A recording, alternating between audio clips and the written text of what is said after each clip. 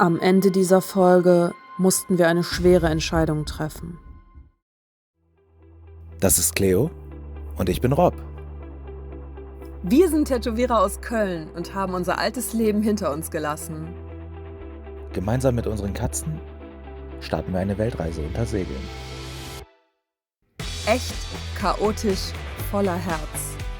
Komm mit und begleite uns auf unserem Weg.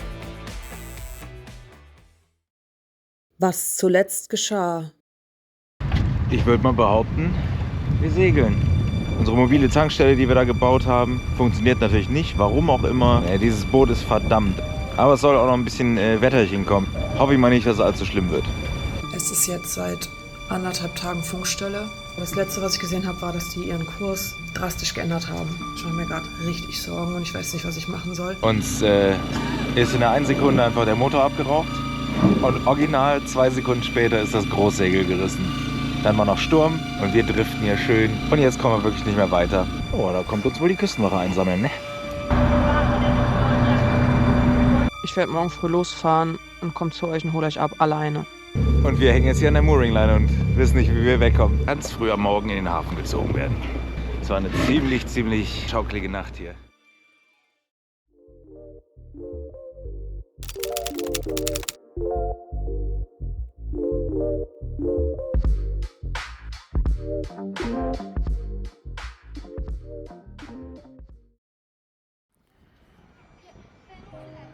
Ja, und das läuft auch wieder nicht wie geplant. Uns reißen hier nach und nach die Leinen. Wir haben noch 3 to go, bevor es fällt. Ich hatte noch jemanden darum gebeten, dass er uns mit den Leinen hilft, weil wir so hohe Tiden hier geht das 8 Meter runter, nicht gewöhnt sind und nicht genau wissen, wie wir die Leinen am besten befestigen. Es kam aber niemand. Super. Also wir haben gerade gehört, es ist nicht das erste Mal und auch nicht das letzte Mal, dass das hier passiert ist. Aber die Hafenmeisterin sagte noch, aber wahrscheinlich das letzte Mal für dieses Boot. Und da hat sie völlig recht. Ach.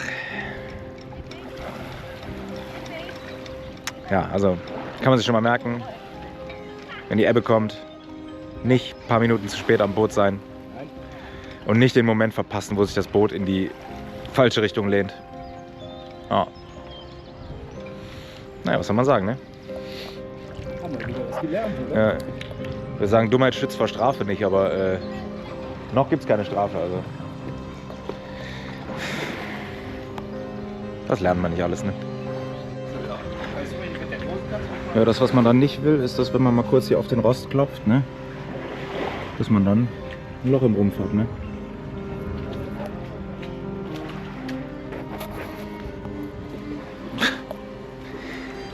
Also, ne. Ich hätte mich ja gestern schon emotional von dem Boot entkoppelt, ne? Weiß es nicht. Man weiß nie, was man tun soll. Die Probleme reißen nicht ab. Also keine Ahnung, ob innen unser Wassertank überläuft gerade, was ziemlich wahrscheinlich ist. Ach so, überlaufen, das kann nicht sein. Aber auf jeden Fall sollte dieser Ausgang da nicht sein. Also meine beste Freundin sagt ja immer, nichts geschieht ohne Grund. Und ich glaube, das ist auch wirklich so. Also nicht nur, dass wir hier vorne das Loch entdeckt haben, was wir jetzt auf die Schnelle nicht schweißen können. Oder vielmehr, was erst aufgegangen ist, nachdem der Mario kurz mal so mit seinem Fingerchen reingestochen hat. Also erstmal mit Butylklebeband versiegelt. Das wird auf jeden Fall halten, weil die Scheiße hält wie... keine Ahnung. Ja. Aber auch hier natürlich dieses Problem. Also ist auf jeden Fall der teuerste Fehler, den ich jemals gemacht habe. Insgesamt. Aber nichts geschieht ohne Grund. Darauf wollte ich eigentlich hinaus. Also auch der Fehler, dass wir es jetzt hier aus Versehen auf die Seite gelegt haben. Wir hätten das gar nicht gesehen, weil der Kiel im Matsch gesteckt hätte. Und wir wären wahrscheinlich damit nochmal weitergefahren, während uns das Boot ganz langsam vollläuft mit Wasser. Also, irgendwer war wohl doch auf unserer Seite.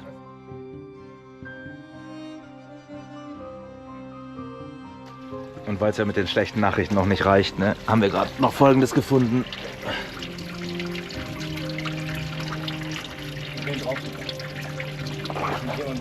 Also eigentlich haben wir wirklich Glück, dass wir noch leben. Also das hätte auch weitaus schlimmer laufen können.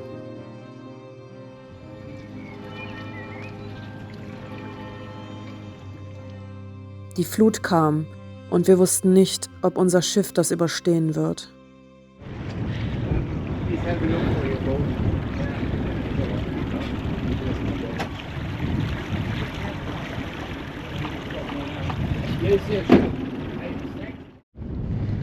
Ja, ich glaube, wir werden gleich umfallen. Schön. Ja, was soll ich sagen, ne? Wir haben hier einen ganz kleinen Kran.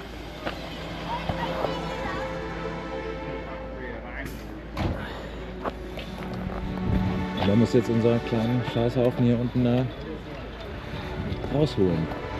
Und das Problem ist, dass hier gerade so viele Leute geparkt haben noch, dass wir keinen Parkplatz haben. Es ist wunderschön.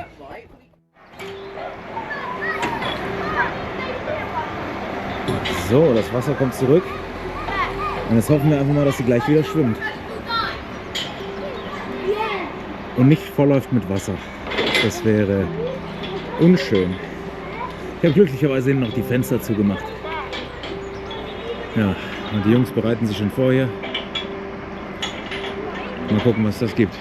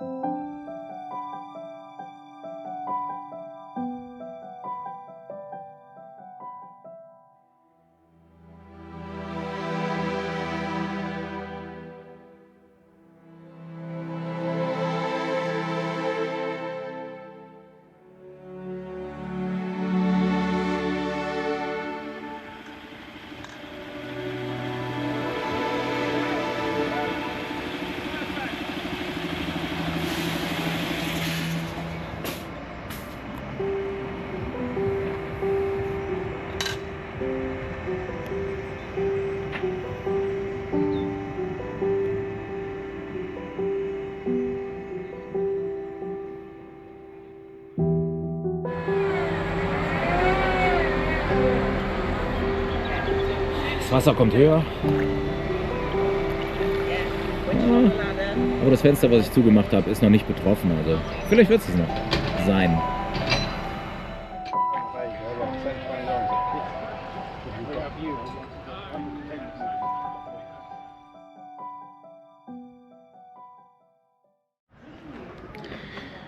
So, auf diesem Cradle wird gleich hoffentlich das Boot sitzen.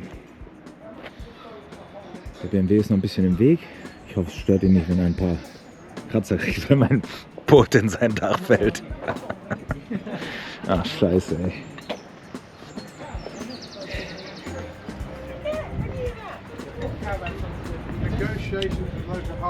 Aber es ist fast aufrecht.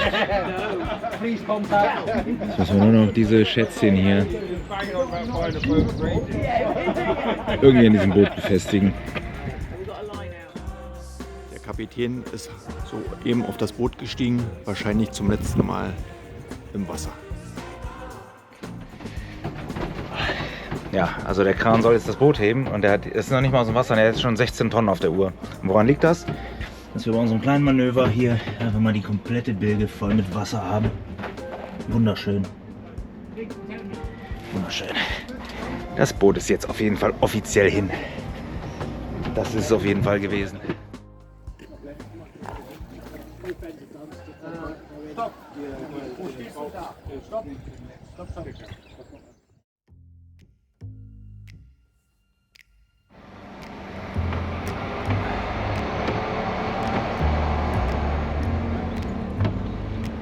Ja, der Kran hebt uns gerade mit uns drauf. Oh, er sagt gerade 19 Tonnen.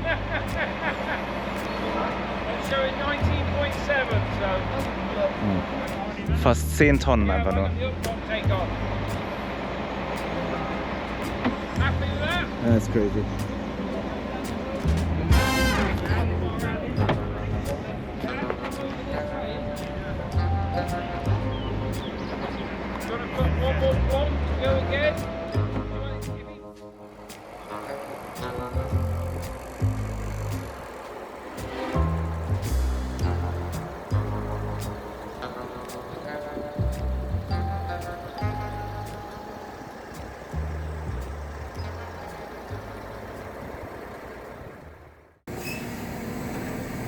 22 Uhr. Die Männer packen zusammen. Das Boot fliegt jetzt, schwimmt nicht mehr im Wasser. Und die Sonne geht auch langsam unter.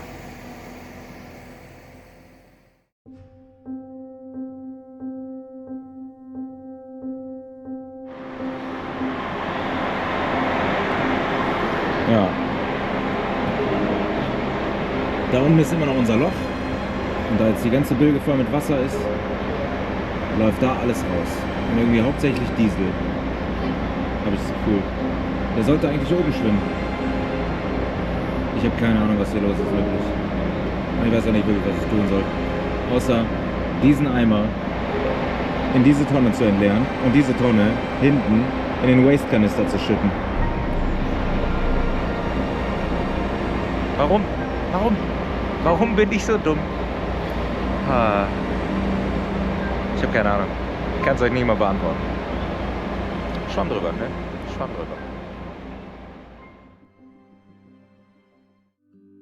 Ich war am Ende. Stundenlange Fahrt.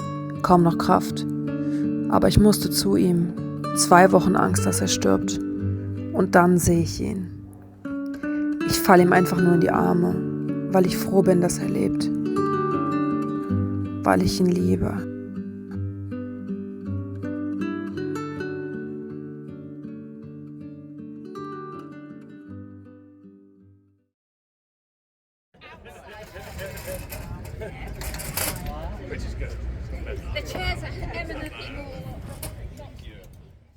Also man muss einfach sagen, der Mario lebt einfach auf einem völlig anderen Planeten. Der kommt schon wieder hinten um die Ecke, einfach nur barfuß. Guck dir das an. Der ist einfach mit seiner teuren Sonnenbrille. War schon wieder einkaufen, der war schon wieder shoppen, einfach nur. Das ist einfach unfassbar. Guck dir diesen Menschen an. Was ist los mit ihm?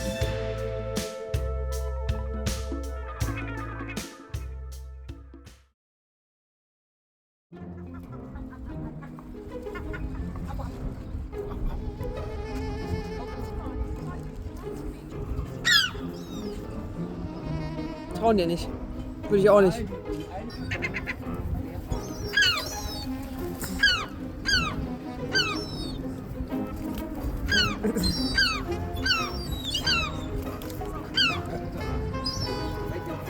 Schnell die eine.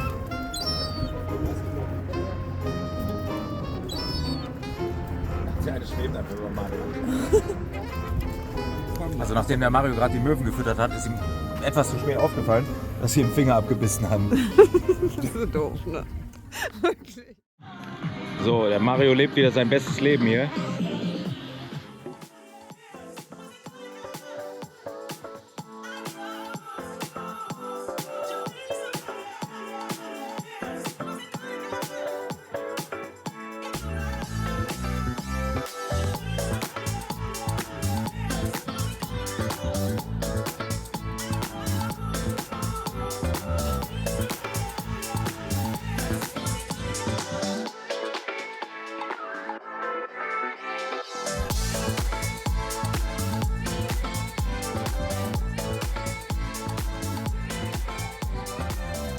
Das Ladekabel natürlich nicht. Ne? Ist ja klar. Die Hälfte meiner weißen Tasche liegt übrigens in der Bilge. Ne? Mit Wasser. Geil. Aber den Warum? Schlüssel, meinen Hausschlüssel konnte ich retten. Was ist da sonst noch drin? Hä? Was ist da sonst noch Ich drin? weiß es nicht. Weißt du, meine wichtige Tasche. Alles Alles. ist drin. Mein Einmal Leben. alles. Mein Leben. Barnacles, Seepocken. Da ist meine kleine Seepocke. Hallo. Nein, das ist meine kleine Opferanode hier. Auf. Mein Babyschatz, der mich abholen kommt in England, einfach mal so mit dem Auto. Hier ist doch World's End.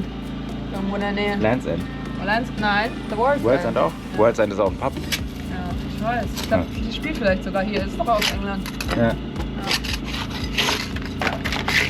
Ja. Mario! Mario. Ja, kommt immer Mario.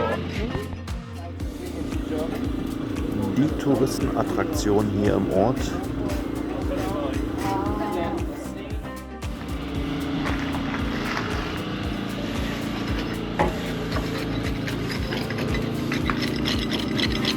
bisschen?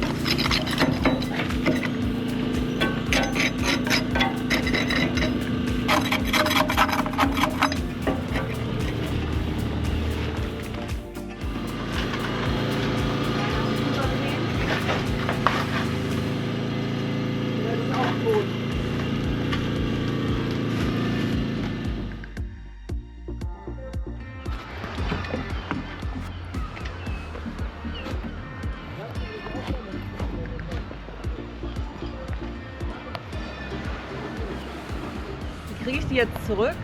Ich sitze hier wie ein Mo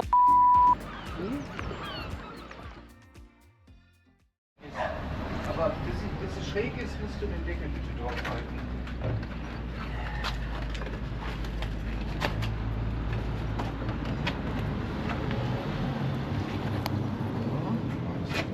Ja, das ist mir nicht da, wo wir hin müssen. Nee, so nicht. Ja, aber du ziehst, was machst du? Zieh nur nach vorne. Ja, du musst aber mit runter. Bisschen. Boah, Alter.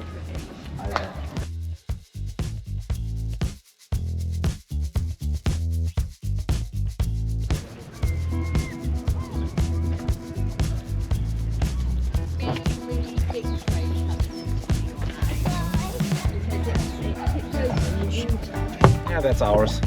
Is yours? Yeah.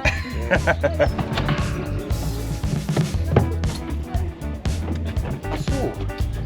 So müsste die eigentlich auch funktionieren. Aus. Hier. Du musst öffnen. Öffnen. Haben wir genug Schlauch? Komm. Alles gut. Noch ist nichts gut.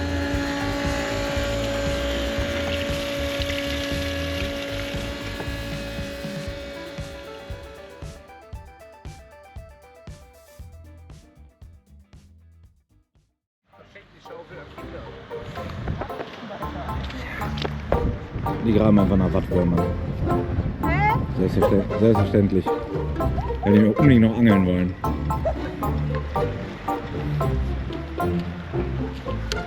Ich habe einen Wattwurm gefunden. Da, guck. Ein grauen T-Shirt.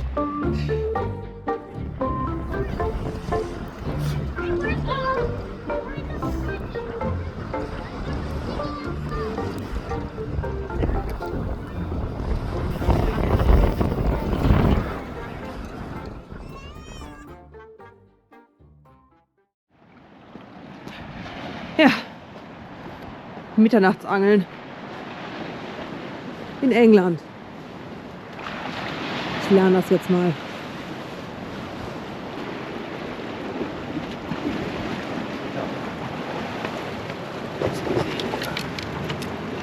Muscheln. Der Muschel.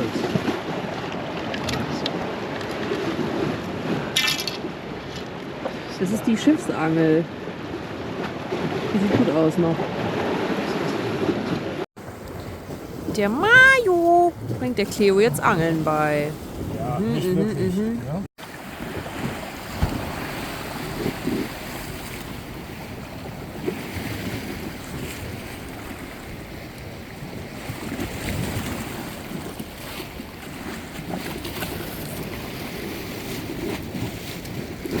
Ist ab. Wir hatten einen dran. Warte. Der ist ab. Ist ab? Sicher? Nee, nicht sicher. Okay, zieh ein. Ja.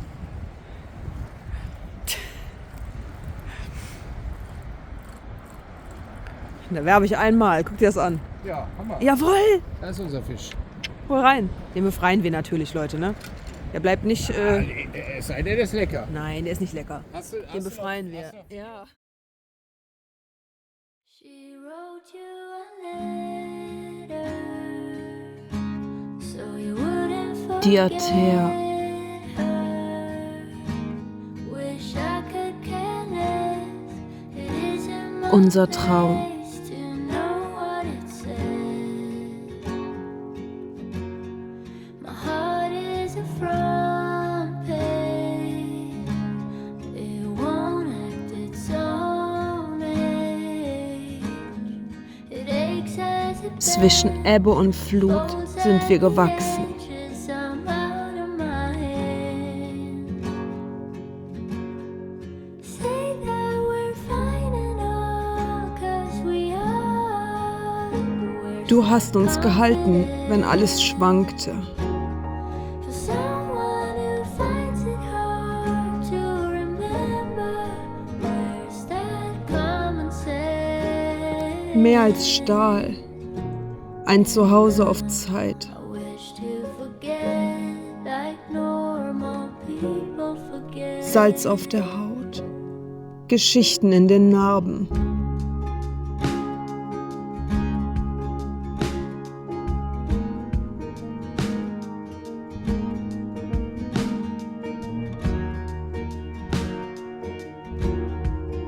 Danke für Wind, Wellen, Richtung und unseren Traum. What's pen on a paper?